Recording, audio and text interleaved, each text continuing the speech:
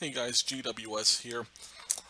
I'd like to just explain some thoughts on the whole healthcare situation, both the repeal fail, the resurrection of the debate, and all of that. Things have been going really fast the past few days in terms of debate. Now, I just want you to keep this in mind for perspective for those on Twitter who are being critical of both sides, is that look at what Obama took. Obama took 2 years almost to get Obamacare down the pipeline from a bill that was unrecognizable.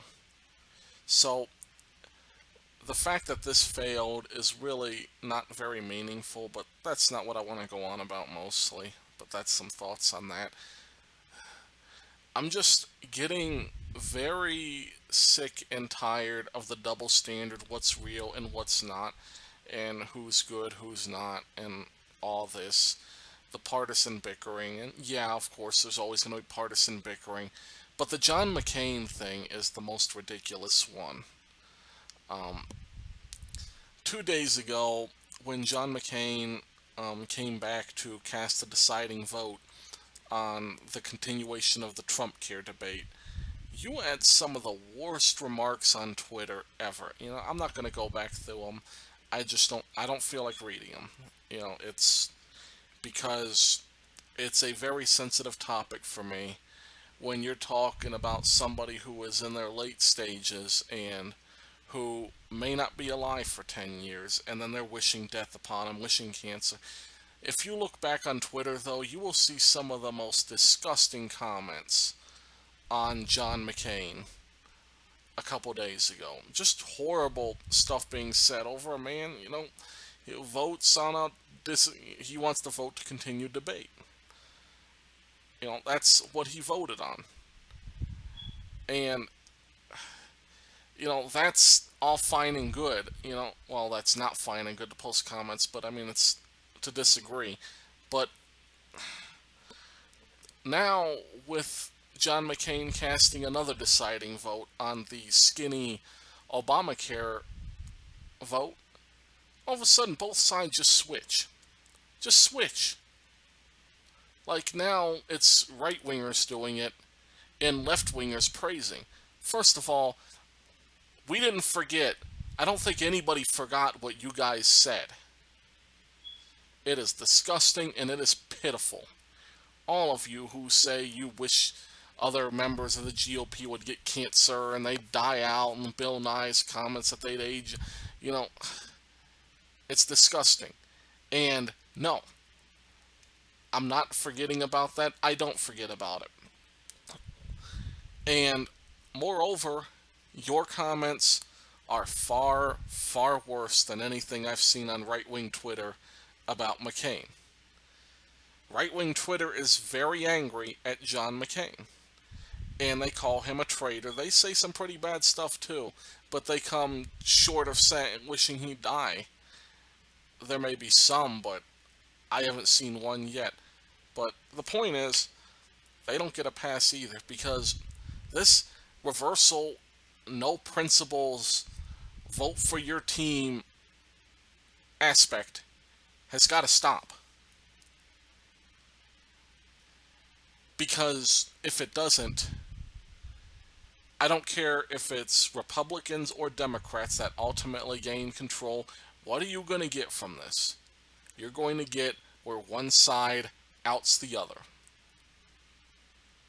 Whether it's witch hunts over the left wing connections with John Podesta, Hillary Clinton, or right wing connections with Russia, or anything.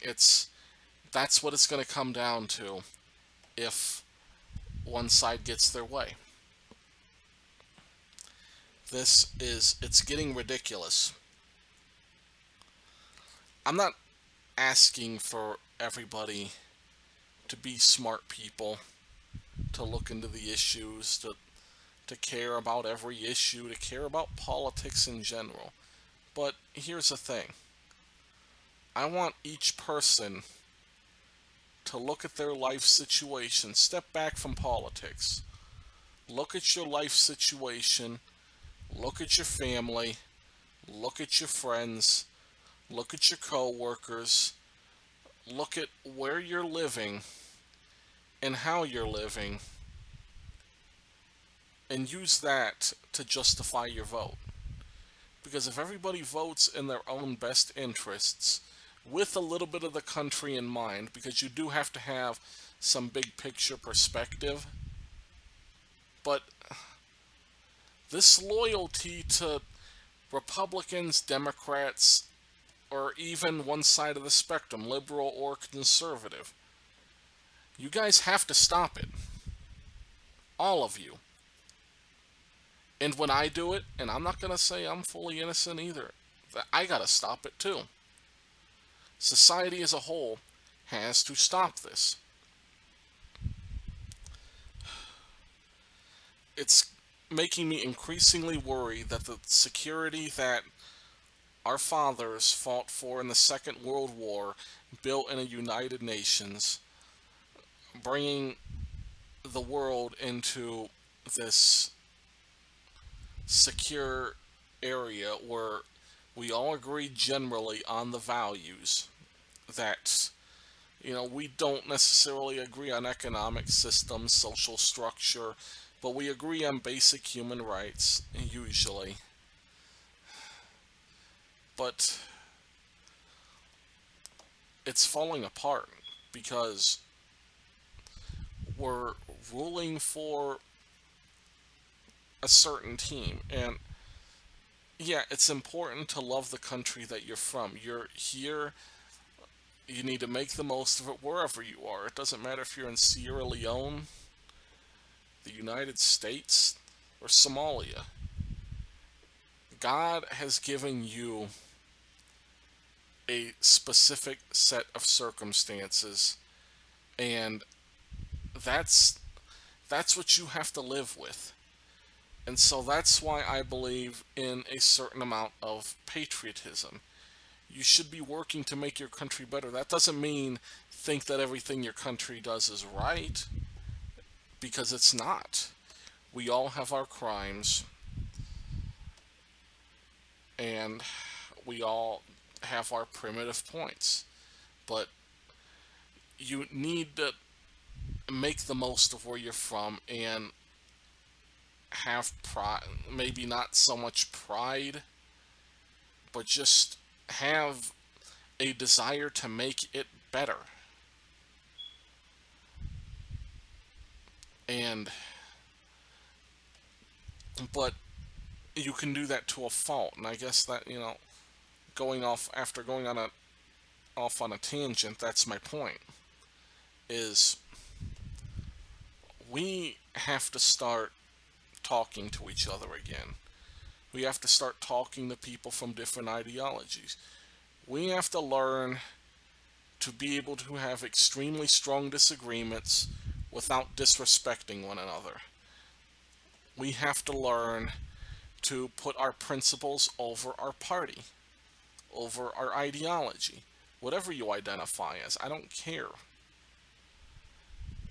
I just, you know, I'm tired of it because what we're seeing, it's not real.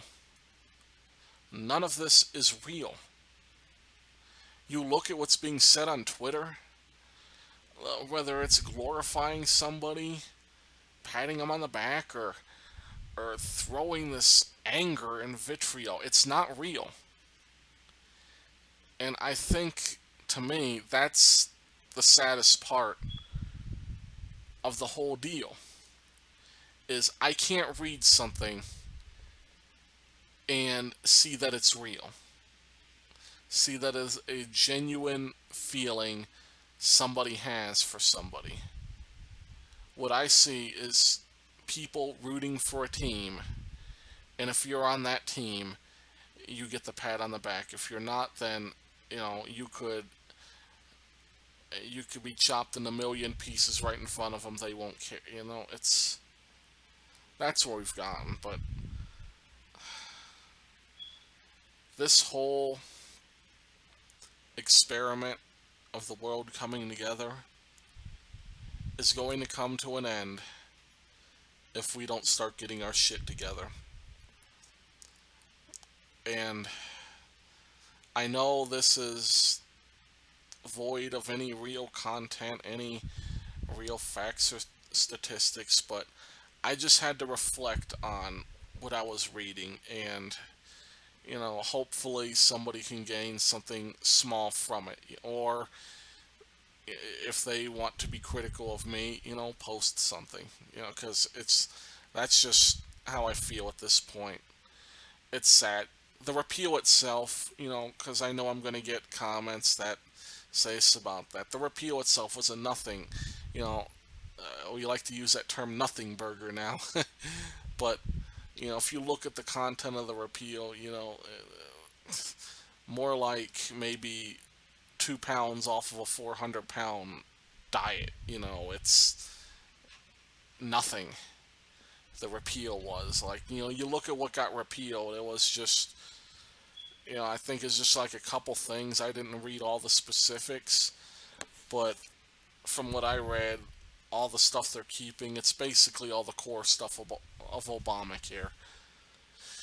And if Trump care, I don't care if Trump care gets passed or not. In fact, I probably hope it doesn't pass because Trump care is just a horrible bill, horribly constructed as it stands, and I can't fault them for not passing such a bill.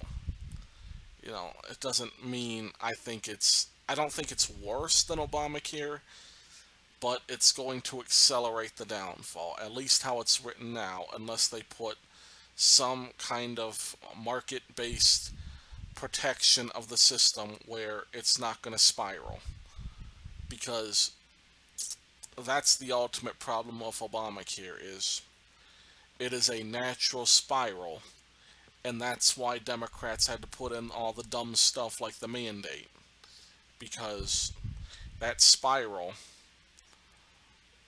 is inevitable under such a system. When you turn insurance into, when you change the definition of insurance, the motivation from something you get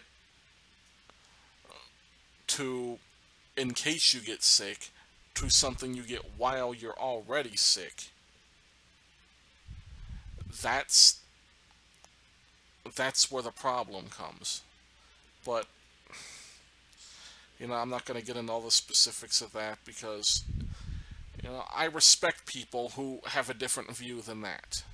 You know, I'm not going to tell you I wish you die,